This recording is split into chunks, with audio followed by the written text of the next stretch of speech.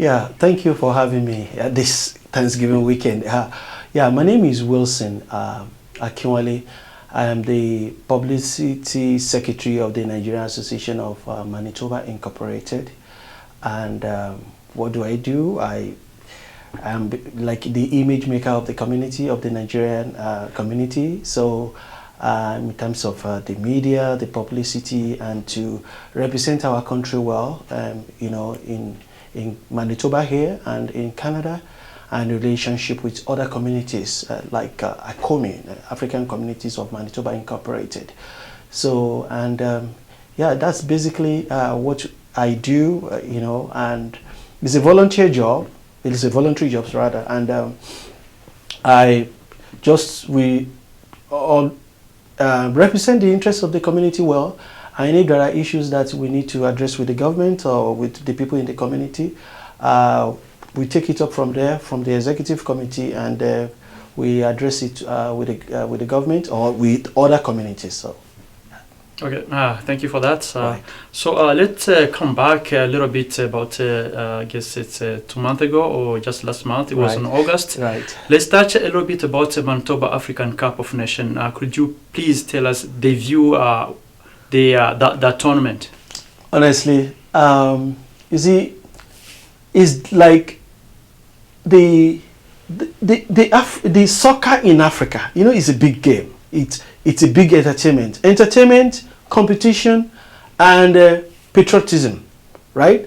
And the one we had this year, to me, was exceptional, in the sense that I got to know it, from my own background. When I was in high school in Nigeria, through my university period, I was involved in soccer.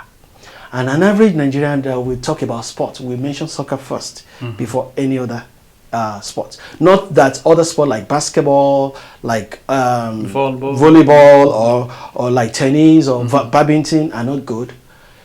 However, soccer is the main thing all through from Africa to Europe. It's a big entertainment.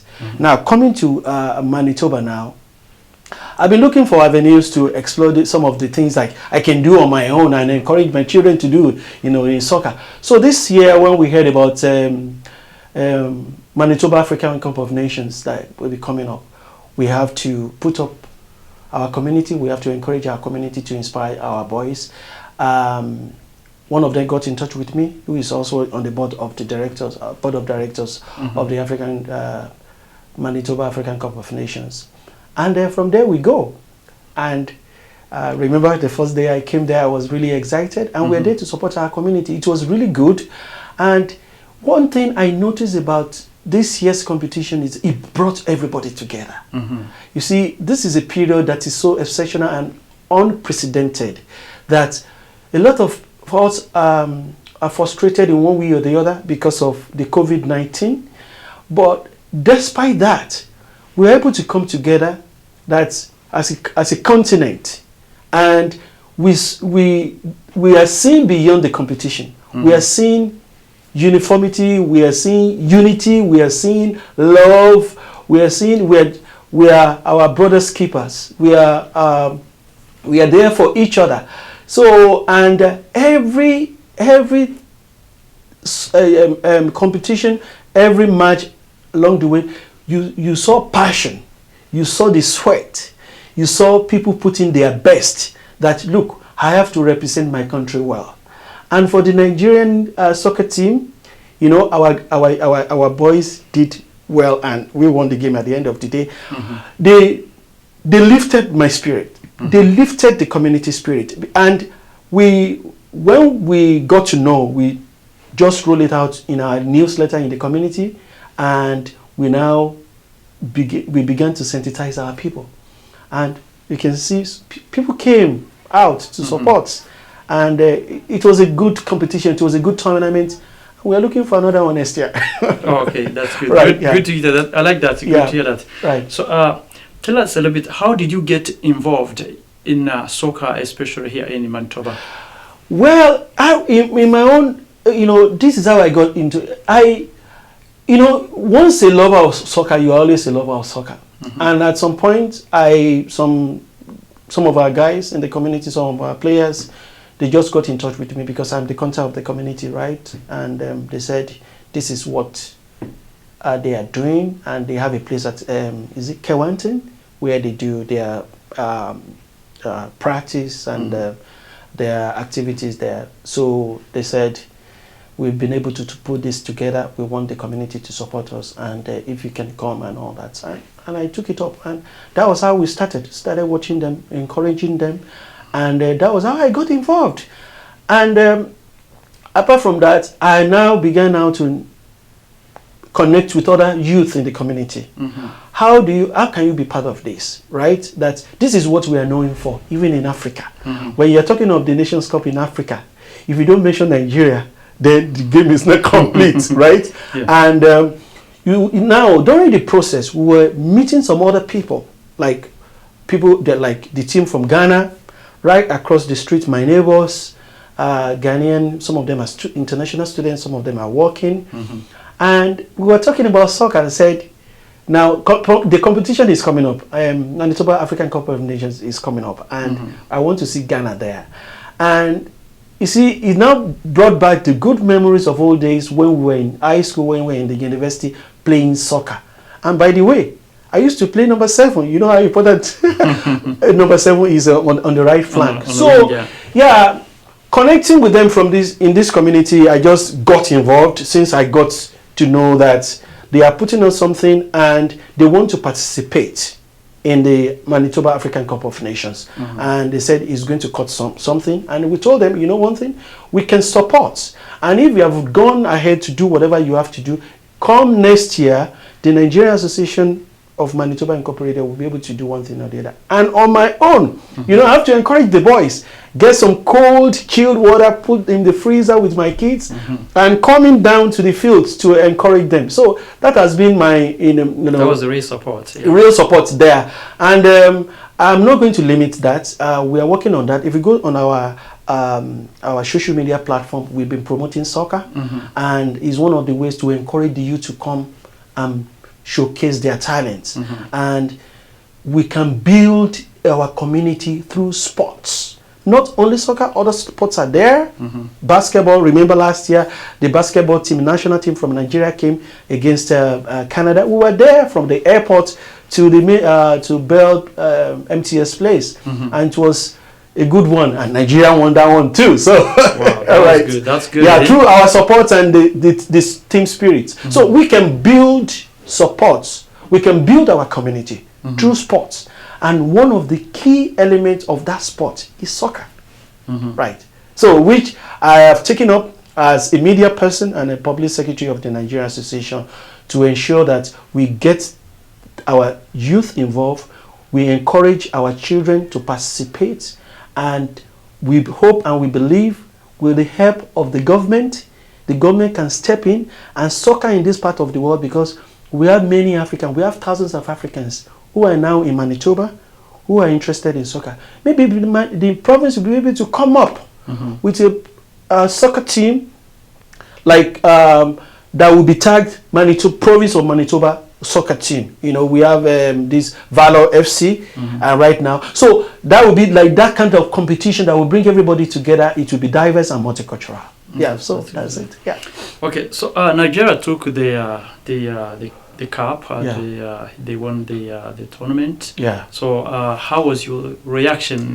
Let's talk about the final game. So how was your reaction? It was final game. It was just Nigeria against DR Congo, right? Yeah. Tell us a little bit about your reaction in general. Well, my reaction, that match was tough. It was a tough game, and you know, we have Nigerian community in large numbers. My own reaction, remember the semi-final, I was interviewed and I said we are going to carry the day. I was just encouraging myself because I knew it's going to be very tough. So that day when we came on the field, you know, we are not relying on our own might or power that we're going to win the soccer, right? We're relying on posterity, and we are relying, you know, sometimes people will say that, why do you, I just want to bring the, why do you pray? Why do you do this? Honestly, sometimes it works. Your faith works when you are positive about something. And at some point, we have to pray. I said, we are winning this match. And if you notice, it was really tense. And playing 90 minutes and the extra hours of 30 minutes, right? And there was no goal. It was goalless. And then penalty kick. And then the penalty kick. And I kept telling our team, and our executive, our president was there, and other members of the executive, the vice president, our youth coordinator was also there, and our general secretary. And I said, we are winning this game. Even when we lost 1 or 2 penalties. I told them, we are winning this game. And they were like, are you putting some spiritual elements here? I said, not only that, I have the confidence we're going to win. It was a tough game, and it was full of sweat and energy and passion, and you saw the spirit behind it, that we are all united. You see, it brought us together, that this is what we have to do for our country, to lift up everybody, our country. Not only that, to lift up our continent in diaspora, that in this part of the world, that look, we are all in it together, and we have to do it together. So it was a match that I will not forget in a very, very long time. I was sweating. I was full of tension. I was so nervous. And just like you are watching match back in the days in Africa World Cup, when you are watching Kanu Nwako play, you know, you are watching JJ Okocha or Rashidi Yekini or Stevie Keshi, or you are watching Tony Yeboah of Ghana, or all these players, or Silva of Senegal. You know, all these players, or the Liberian player, what is his name? I will remember his name. This Nigerian player.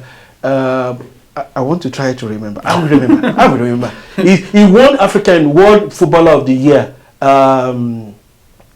He used to dance like this on the pitch, but I remember. And the likes of Stevie Keshin, the Nigerian skipper, our captain. All those people brought back those good memories of back in the days. And you know, you on that day we saw fresh talent in that image of our players in Africa, imbibed in our own people, in our own boys. And it's like some of them, like what I saw that day was like, you know one thing, I'm speaking with passion now. Remember all those good old days when we used to play, and when Nigeria used to play and beating other countries. That was the spirit, that was this element I saw on that day. And at the end of it all, we had it. It's with us. And we are coming back next year as defending champions. And I hope if we can win that three times in a row, then the cup will be ours forever. For sure, yeah. All right, yeah. Okay, thank you, Wilson, for that. So Yeah. I would like to ask you, so let's touch to the Manitoba Africa Cup of Nations. Right. So if you really want to support the committee of the Manitoba Africa Cup of Nations, Right. or if you really want to encourage to people around the world, the communities, Right. to support this league, how would you do that? How could you just tell the world or tell the people to come out and support this Manitoba African Cup of Nations? That is a very fantastic and great question, and one of the things we are working at this point. We are not limiting ourselves. We are putting everything on the table. During the game and after the game, we call the organizers, and one of our community members, our young chap, is on the board. We said this competition next year is going to take another form. We as a community and as an association, we want to come in. We want to see how we can organize a very big press conference that will feature players to sensitize our community that we are using sport to build a community. We will go to the media after the press interview. We want to go some weeks prior to that.